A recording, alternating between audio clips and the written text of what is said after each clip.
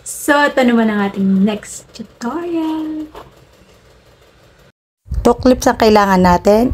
Etong umaarte tayo na kunwari ay ihagis natin yung coins. Pag hinagis niyo yung coin, dapat hindi lalagpas yung kamay nyo dun, yung makikita sa glass.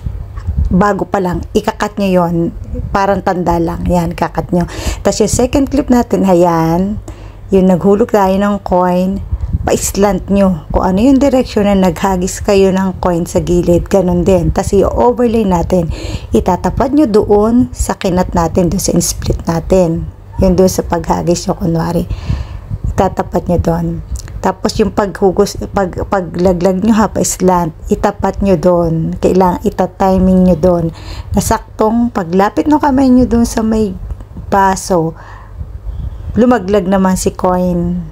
Parang dumaan doon sa gilid, yung may bumula, diba? Ngayon, imamas natin yan. Mamas. Gamitin natin yung rectangle. Asa na si mas? Yan. Rectangle ang gagamitin natin, Rectangle.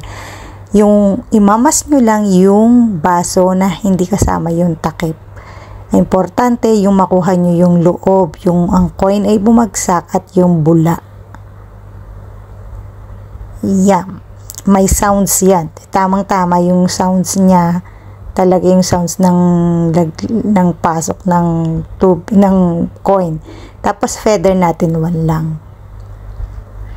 O, check nyo. Yon, sakto lang na ganon. O, di ba may magic na tayo? O, linisin nyo yung dulo. Pagpantayin nyo kasi pag hindi nyo ipinantay, makikita na wala yung coin doon sa isang baso na nasa taas. Mawawalang bigla. Kaya dapat pantay siya. So, sana nakatulong mga kabebang. Hanggang sa muli, huwag kalimutan 2K for resolution at goods na yan. Bye, bye, bye!